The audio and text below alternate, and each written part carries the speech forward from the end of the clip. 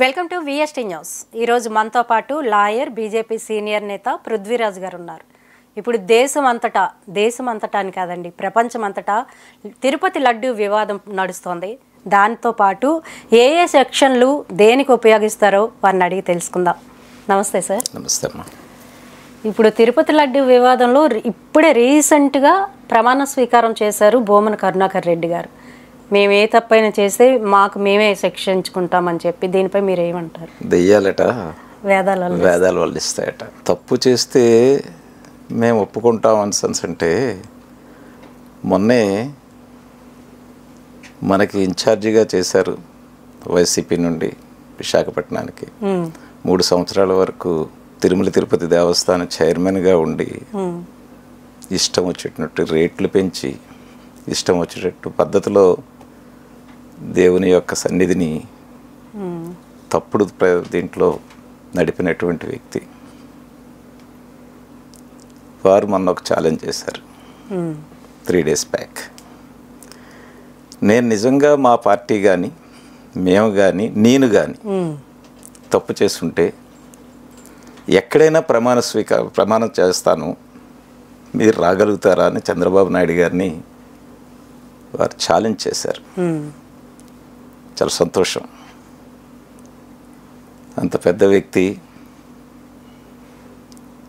ఆయన ఛాలెంజ్ అనేటువంటిది చెయ్యకూడదు, చేశారు. చేసిన తర్వాత ఒక 1 hourలోనే మన చిన్నబాబు గారు లోకేష్ గారు అక్కడ తిరుపతి వెళ్ళటం జరిగింది. ప్రెస్ వాళ్ళంతా ఇదే పాయింట్ మీద అడిగారు. ఛాలెంజ్ అనేటువంటిది నేను స్వీకరిస్తున్నాను, ఇక్కడే ఉన్నాను, వారు పెద్దవారు రమ్మని చెప్పండి సార్, నేను తప్పనిసరిగా నేను కూడాను ప్రమాణం చేస్తాను అని. ఆయన అలా రాలే, ఈరోజు వచ్చారు. మరి ఆయన వచ్చేసిన తర్వాత ఇక్కడ వైజాగ్ మరి వారి ప్లేస్లో వచ్చేసిన తర్వాత రావటం ఎందుకు? అదే ఎప్పుడు అతను వచ్చి ఉంటే బాగుండేది కదా. అలాగే ఏ విషయానికైనాను ఈరోజు దాగుడు మూతలు ఆడుతున్నారు. మాజీ సీఎం జగన్ గారు కూడా లేఖ రాశారు ప్రధానమంత్రికి ఈ విషయం రాస్తారు. ఎందుకని సెన్స్ అంటే వాళ్ళకి అకౌంటబిలిటీ లేదు. అకౌంటబిలిటీ ఉందని సెన్స్ అంటే డెఫినెట్గా వీటి మీద తప్పు జరిగింది ఒప్పుకొని ఉంటే ఆ దేవుడు క్షమించుండేవాడు. ఆయన ఎప్పుడు దేవుడు అన్నిటినీ చూస్తుంటారు అనేటువంటిది ఒక వారిని నమ్ముకొని ఉన్నామన్నారు. వారు నమ్ముకున్న దేవుడెవరు?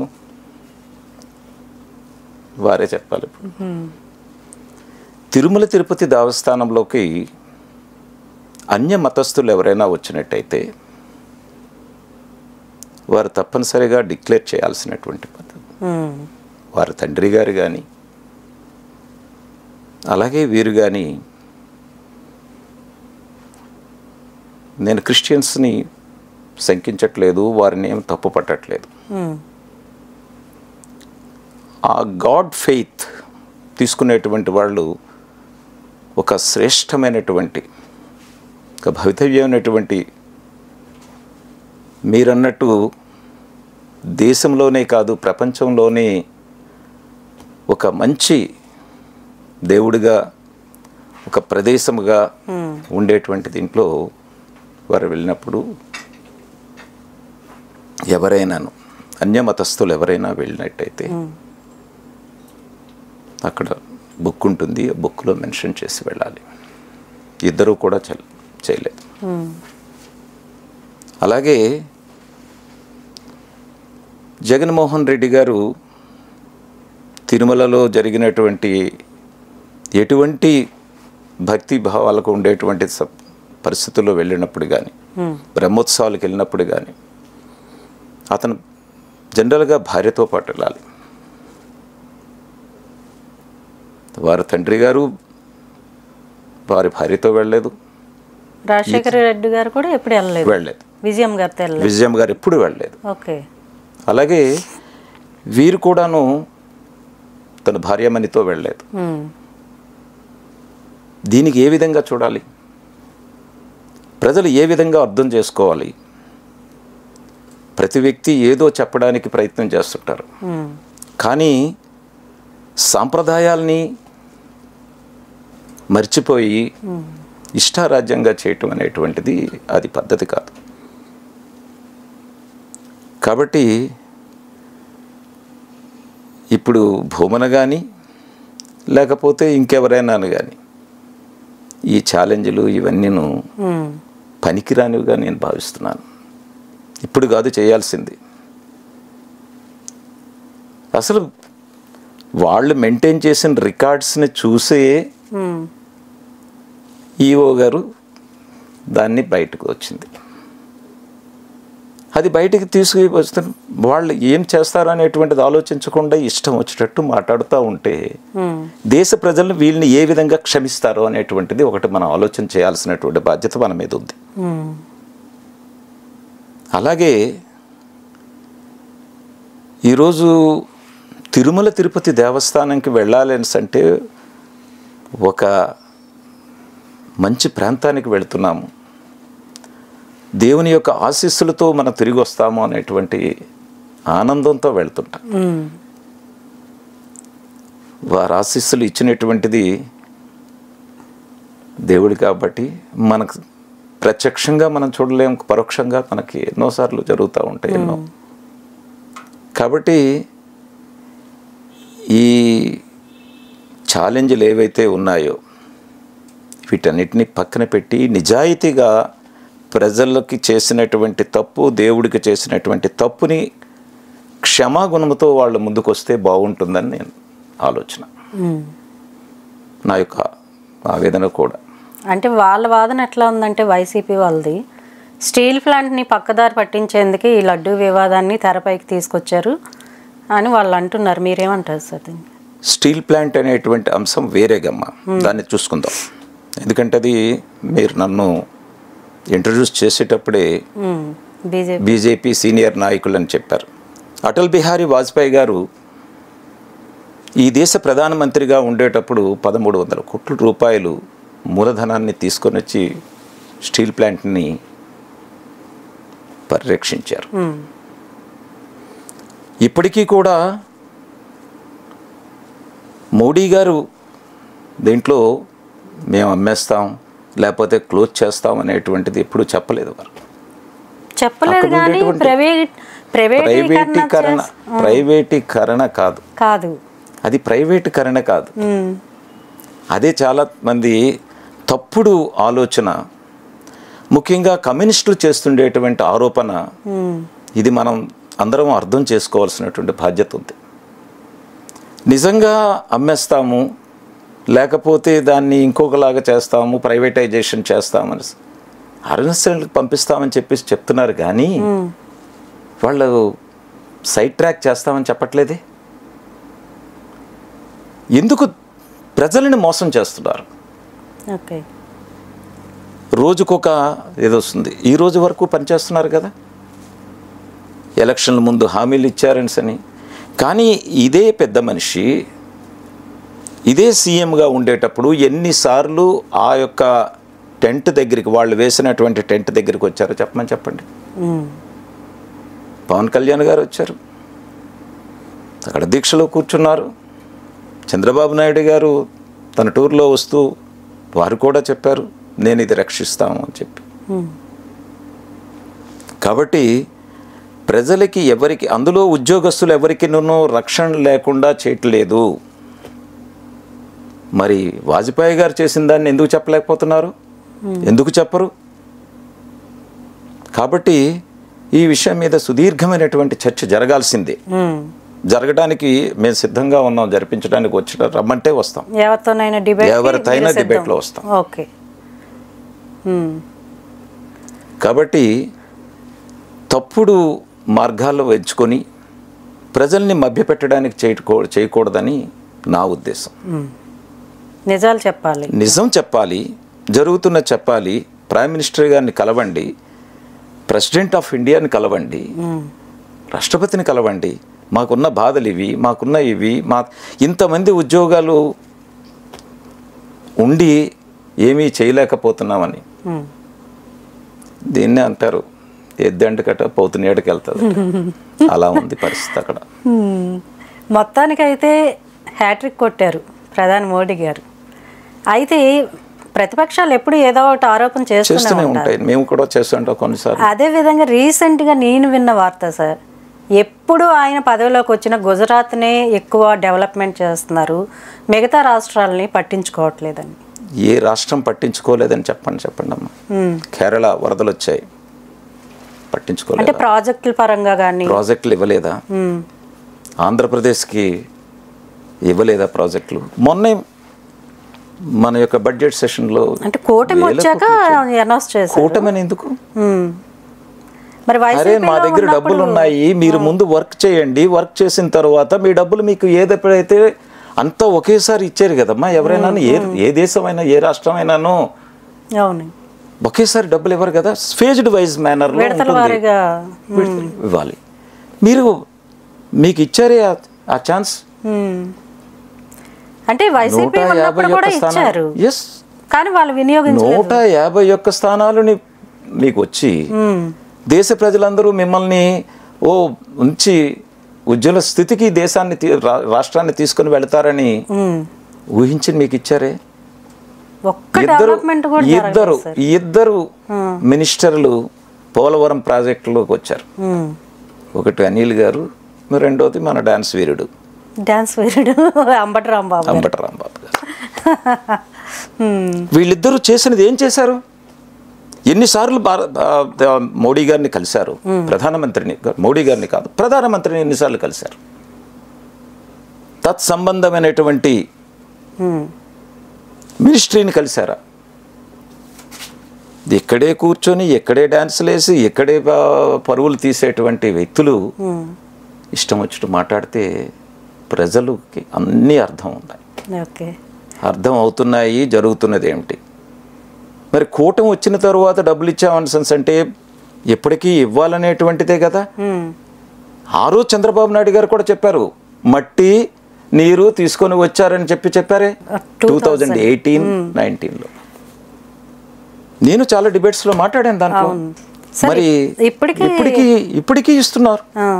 ఇప్పటికీ ఇవ్వడానికి చేయండి. మీరు చేసిన తరువాత మీరు మీ యొక్క ప్రాజెక్ట్ రిపోర్ట్స్ తీసుకొని వచ్చి ఎప్పుడు అంచెలంచెలుగా చేసేటువంటి కార్యక్రమాలు తీసుకురండి, డబ్బు ఇస్తాం. అంటే చంద్రబాబు గారు అనేది ఏంటంటే చేయడానికి ముందు మా దగ్గర ఏం లేదు, అంత అప్పుల రాష్ట్రం చేస్తారు, ఇచ్చారు కదమ్మా అని అంటున్నారు. మా బడ్జెట్ లో అనౌన్స్ చేసిన 15,000 కోట్లు బడ్జెట్ లో అనౌన్స్ చేసింది అంటున్నారు. మరి ఆ విధంగా ఇవ్వకపోతే అప్పుడు మీరు రోడ్డు ఎక్కండి. ఏదీ లేకుండా 100 రోజుల పాలన పూర్తయిపోయింది సార్, ఇప్పటికి కూడా రాజధాని ఊసేలేదు. 5 సంవత్సరాలు మీరు ఓపిక పట్టారే. 100 రోజుల గురించి మీరు అంటున్నారు.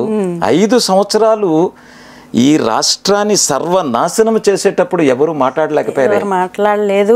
ఎందుకు మాట్లాడారని సెన్స్ అంటే వాళ్ళని అరెస్టులు చేయటమో, కేసులు పెట్టడమో, కొట్టడమో, తిట్టడమో చేసేటువంటి పరిస్థితి ఉందే. ఎంతమందిని మీరు ఎన్ని రకాలుగా పెట్టుకున్నారు? మన పక్క అంటే ఇప్పుడు 2 అయింది, విశాఖపట్నం జిల్లాను 2గా చేసాం. మన పక్క ఉండేటువంటి జిల్లా ఈస్ట్ గోదావరి జిల్లా కాకినాడ, ఒక డ్రైవర్ని చంపేశారే. దాని గురించి కూడా కథలుగా చెప్పారే. మరి ఆయన మీద ఏం యాక్షన్ తీసుకున్నారు? చంద్రబాబు నాయుడు ఇంటి దగ్గరికి వెళ్ళి గొడవ చేసినప్పుడు ఏం యాక్షన్ తీసుకున్నారు? ఎన్ని రకాలుగా చెప్పాలి అసలు. అందుకనే ప్రజలు సరైనటువంటి తీర్పు ఇచ్చారు.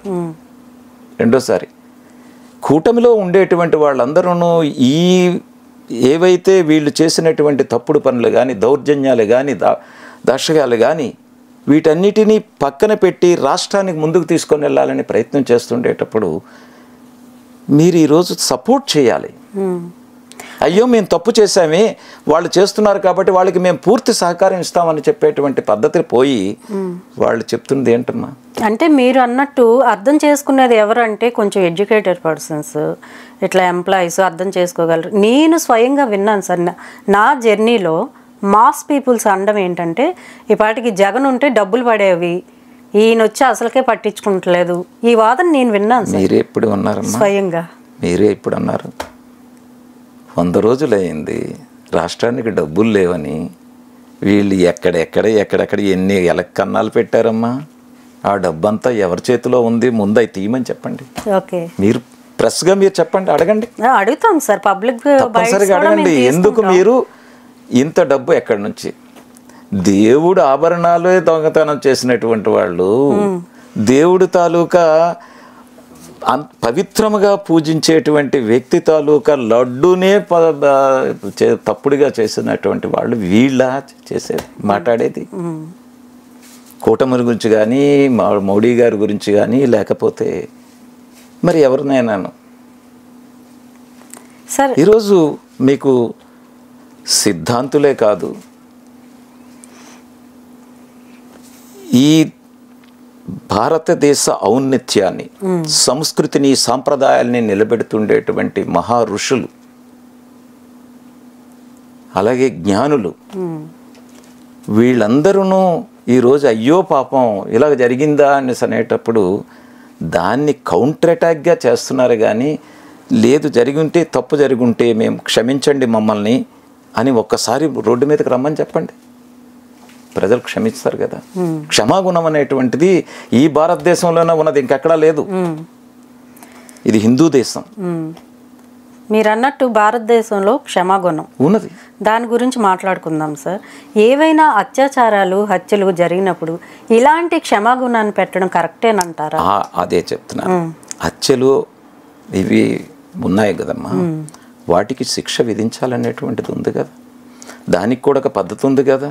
అది ఈ పద్ధతులు ఓన్లీ మన ఇండియా వరకే ఎందుకు పరిమితి అయ్యాయి? ఇతర దేశాలు చూసుకుంటే స్పాట్లోనే కొన్ని స్పాట్లో లేదు, ఎక్కడ కూడాను. ఏదైనాను ఏ దేశం మీరు చూడండి, తప్పనిసరిగా జడ్జెస్, అలాగే న్యాయస్థానాలు ఉన్నాయి. ఇది ఒక పేపర్ పెట్టి పేపర్లో ఇలా బయటకు తీసేటువంటి మిషనరీజం కాదు. దీనికి చట్టం అనేటువంటిది ఒకటి ఉంది. ఆ చట్టాన్ని చాలామంది చాలా విధాలుగా తప్పుడు దారిలోకి తీసుకొని వెళుతున్నారు. ఏది మీరు కంప్లైంట్ ఎక్కడిచ్చారు? మీరు కంప్లైంట్ ఇచ్చినటువంటి కంప్లైంట్ ద్వారా పోలీసు వ్యవస్థ యాక్షన్ తీసుకోకపోతే ప్రభుత్వంలో మీరుండి ఏం చేయగలిగారు? అలాగే ఏదైతే న్యాయస్థానంలో కేసు ఉందో ఆ కేసు అయినంత వరకు ఎంతమందిని ఇది చేయలేదు. తప్పుడు చేసినటువంటి దీంట్లో సుప్రీంకోర్టు వరకు వెళ్ళాలి, కింద కోర్టు నుండి సుప్రీంకోర్టుల వరకు వెళ్ళాలి. సుప్రీంకోర్టులో ఎంతమంది మీద ఉరిశిక్ష వేయలేదు, ఎంతమంది మీద శిక్షలు పడలేదు. ఇవన్నీ న్యాయస్థానం చేయాల్సిన పని న్యాయస్థానం చేయాలి, ఎగ్జిక్యూటివ్ చేసేటువంటి పని ఎగ్జిక్యూటివ్ చేయాలి. రెండూ మేము చేస్తామని అనుకుంటే, మేమే మా ప్రజా న్యాయస్థానమే మేము మీకు ఇది చేస్తామంటే అది తప్పుడు మార్గంలో తీసుకొని వెళ్ళినట్టు. అందుకని విచ్చలవిడితనము ఉన్నది ఈ దేశంలో. విచ్చలవిడితనం ఎస్పెషల్లీ ఈ 5 సంవత్సరాలు ఈ రాష్ట్రంలో ఎవరికి అకౌంటబిలిటీ లేకుండా అయిపోయింది. ప్రజల్లో ముఖ్యంగా రౌడీ షీటర్స్, అలాగే మన పక్కన ఉండేటువంటి మన్యం జిల్లాలు ఏవైతే ఉన్నాయో అక్కడి నుంచి తీసుకొని వచ్చేటువంటి గాంజాయి మీరు ఎంత దోపిడీతనం చేశారు, మీరు ఎలా ట్రాన్స్పోర్ట్ చేశారు? దీనికి వ్యవస్థలన్నీ ఉన్నాయి కదా, వ్యవస్థలన్నీ ఉపయోగించారా? ఉపయోగించకుండా పనికి మాలిన పనులు చెప్తూ ఏదో ప్రజలని మోసం చెయ్యాలనేటువంటిది ఏ ప్రభుత్వం అయినా. మీరు ఇప్పుడు జరుగుతుండేటువంటిది ఏంటి, మన రాష్ట్రంలో జరిగినటువంటి ఒక సినీ యాక్టర్ గురించి. ఎవరో మామూలు వ్యక్తులు కాదే, ఐపీఎస్ ఐఏఎస్ ఐపీఎస్లు అంటే ఒక ఉన్నతమైన ఇదిగా మనం చూసేవాళ్ళం సార్. ఇప్పుడు ఆ విలువలు కూడా లేకుండా పోవటానికి ఏంటి కారణం? నాదుడు గట్టిగా ఉంటే మిగతా వ్యవస్థలన్నీ బాగుంటాయి. ప్రభుత్వానికి పోలీసులు తొత్తులుగా మారాల్సిందేనా? మారకూడదు. వాళ్ళు ప్రమాణ స్వీకారం చేస్తారు కదా, రాగద్వేషాలు లేకుండా పాలిస్తామని. మరి వాళ్ళే తప్పులు చేస్తున్నప్పుడు మీరు తప్పులు చేస్తున్నారు కాబట్టి వాళ్ళని ఏమి కంట్రోల్ చేయలేకపోయారు. పోలీసు వ్యవస్థని పోలీసుల ద్వారా మీరు చేయించారు కదా.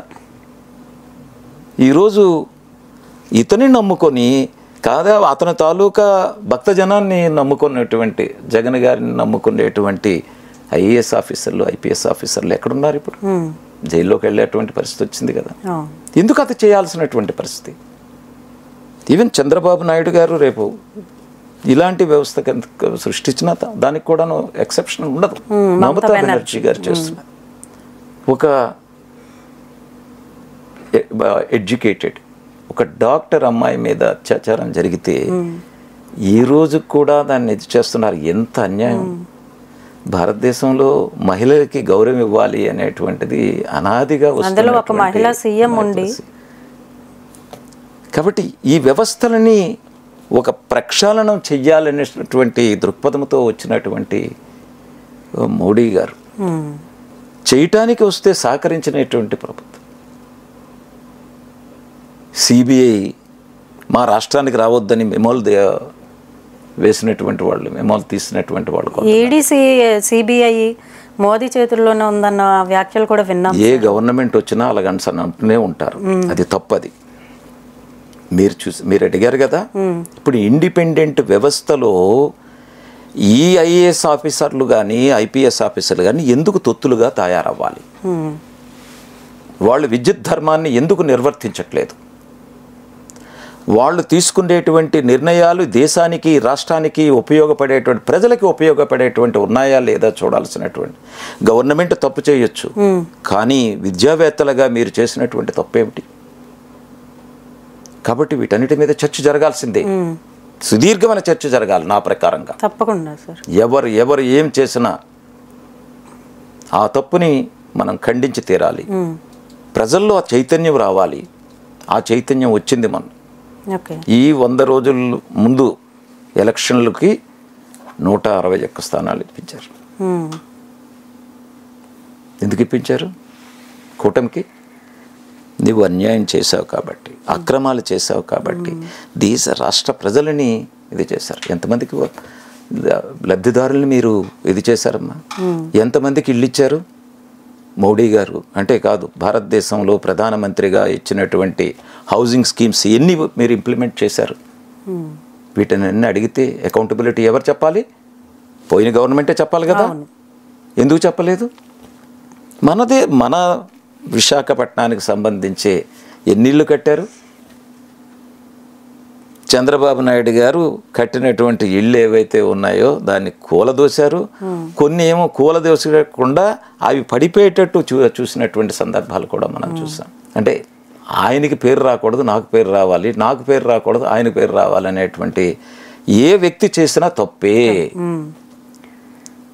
అంటే న్యాయవాదిగా నేను చెప్తాను. అవును సార్, మీరు చెప్పింది బాగుంది. అయితే జగన్ సీఎంగా ఉన్నప్పుడు ప్రతిసారి ఢిల్లీ వెళ్ళిన ప్రతిసారి ఆయన కేసులు మాఫీ చేసుకునేందుకే ప్రధాని మోదీ కాళ్ళ మీద పడ్డాకి వెళ్తున్నారు అన్న ఒక వార్తల్ని మనం చూస్తూ ఉండేవాళ్ళం ఎప్పుడు. అయితే అది బేస్ చేసుకొని ఇప్పుడు గవర్నమెంట్ మారింది. జగన్ అరెస్ట్ అయ్యే అవకాశాలు ఉన్నాయా? ఎందుకంటే ఆయన మీద చాలా కేసులు ఉన్నాయి కదా. జగన్ ఆల్రెడీ అరెస్ట్ అయ్యి రిలీజ్ అయ్యారు, బెయిల్ మీద ఉన్నారు. అవును, మళ్ళీ అరెస్ట్ అయ్యే ఛాన్స్ ఉందా? అరెస్ట్ అనేటువంటిది మరి అంటే వేరే కేసులు ఏమైనా ప్రభుత్వం ప్రజలు తీసుకున్నట్టయితే దానికి అరెస్ట్ అయ్యేటువంటి ప్రావిజన్స్ ఉన్నాయా లేదా, ఆ చట్టాలకు అనువదిస్తాయా లేదా అనేటువంటిది చూడాలి ఒకటి. రెండోది, కోర్టులో కేసులు ఉండేటప్పుడు రాష్ట్రంలో ఉండేటువంటి ప్రభుత్వం దాంట్లో చేయి దూర్చకూడదు. స్పీడప్ చేయటానికి ఏమైనా రిట్ పిటిషన్స్ వేసి ఈ యొక్క కేసుల్ని చెయ్యాలని ఎవరు చేశారు? ఎవరు చేయలేదు కదమ్మా. కాబట్టి న్యాయ వ్యవస్థని కూడా భ్రష్టు పట్టించేటువంటి పరిస్థితులు తీసుకొని వస్తున్నారు. ఏదో మోడీ గారిని కలిశారు, అమిత్ షా గారిని కలిశారు, ఇవన్నీను శుష్క వేదాంతాలు వల్లిస్తున్నారు. కానీ రాష్ట్రం కోసం, రాష్ట్ర బాగు కోసం మేము వెళుతున్నామని చెప్పి జగన్ ఎన్నిసార్లు చెప్పారమ్మా? ఏం చేశారు సార్? ఏం బాగు చేశారు? ఏం మరి ఆయన అడగాలి, మీరు మమ్మల్ని కాదు. అదే కదా, అడగండి వారిని. మీరు వెళ్ళడానికి కూడా అవకాశం లేదు కదా, గేట్లు ఓపెన్ అవ్వవు కదా, మాకు ఎప్పుడు ఛాన్స్ లేదు, ఎవరికి లేదు కదా. మరి ప్రజానాయకుడు ప్రజల్లో ఉండాలి, కానీ తలుపులు వేసుకొని లోన కూర్చొని పెద్ద మేడలు అంతస్తులు కట్టి దానికేమో ఐరన్ గ్రిల్స్ వేసి ఉంటే నాయకుడు ఎలాగవుతాడు?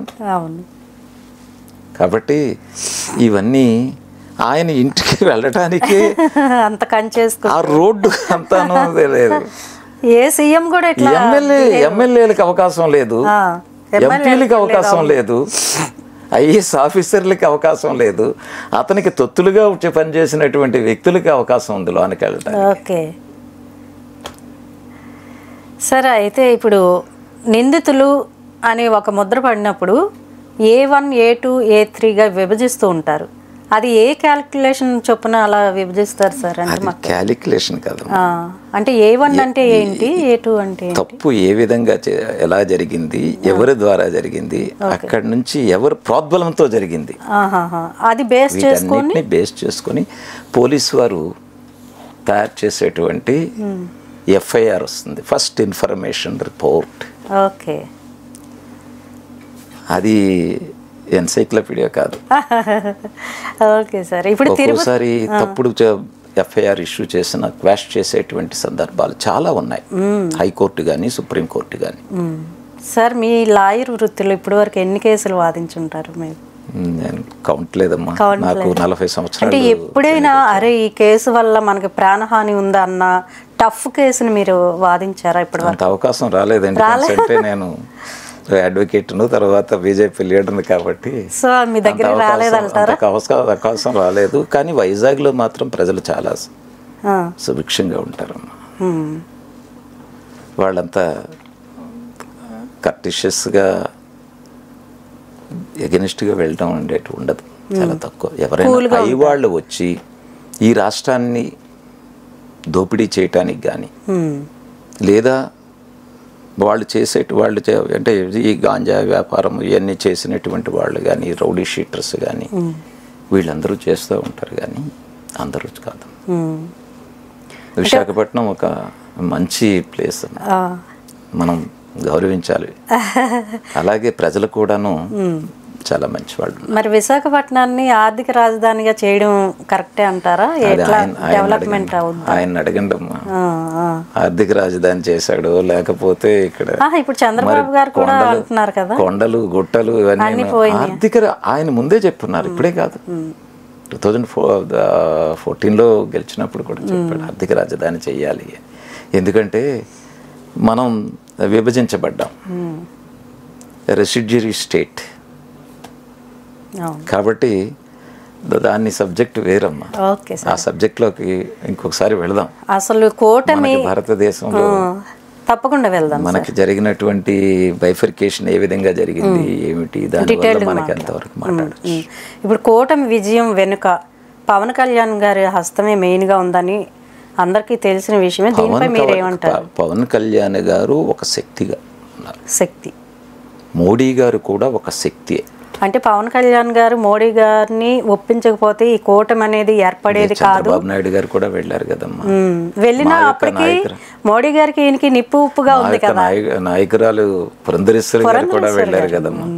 అంటే ముందు అందరూ కలిస్తే 5 ఏళ్ళు పిడికిలు గడిస్తే పిడికిలు అవుతుంది, గట్టి పిడికిలు అవుతుంది. ఆ విధంగా అయింది, కానీ వీళ్ళు పెద్ద వీళ్ళు చిన్న అనేటువంటిది కాదు. బట్ ఒక స్టాండ్ మాత్రం పవన్ కళ్యాణ్ గారు తీసుకున్నారు, దాన్ని నేను హర్షిస్తాను.